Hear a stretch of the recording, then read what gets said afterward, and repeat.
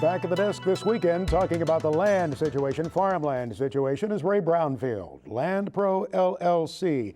A fair amount of attention to the public press a few days ago about those reports from the Chicago, St. Louis, and Kansas City Federal Reserve banks about what's happening with the land values. They've stopped climbing, and in some instances, there's been a little bit of retracement, right? That's true. On the high quality ground, what we call A quality here in Illinois, I really haven't seen much change. Maybe a slight downtick in some times, but not much. But no records being set either, I don't believe. Whereas we call the B quality, the less drained, maybe it's got some erosion issues, this and that. That ground probably is down maybe 10–15% in some areas from the high end of the market. It's very, very, very regional and township and almost farm community specific.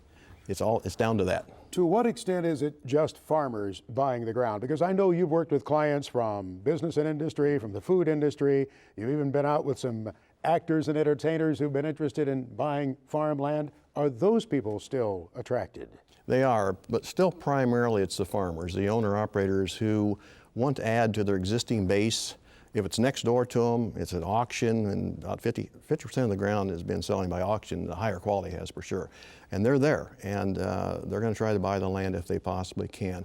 But what we're seeing also is more investors coming back to the market. It's probably, in their viewpoint, still a very, very good long-term hold to own American farmland. So we're working with a number of those people as well. You've shared with us in the past, you've seen some farm families where that older generation is trying to set up that younger generation coming on, knowing that that ground may not come onto the market ever again in their lifetime. Are you still seeing that, or has the backing away in commodity prices had a chilling effect on that? I haven't seen them back away. I mean, they're being very specific, very concerned on how they do it, but I really still haven't seen a complete back off, and I think we won't.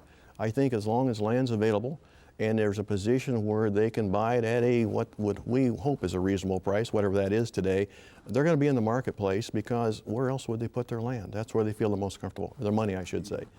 Ray, what has happened to recreation land values? Because that almost came to a stop with the recession, didn't it? It really did, but we're seeing a little bit of uptick in that, a little more expendable income, which shows maybe the economy is barely coming back to some degree.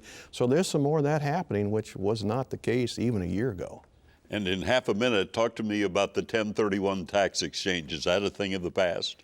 No, it's not. We still see it from time to time. We'll see maybe people downstate that bought their land from 1031s from up here, and they're coming back up here in some cases and doing it again. So a little of that's been going on as well. Thank you, as always, for joining us and for your expertise on the subject of farmland value. Ray Brownfield of Land Pro LLC, Oswego, Illinois, our guest on This Week in Agribusiness.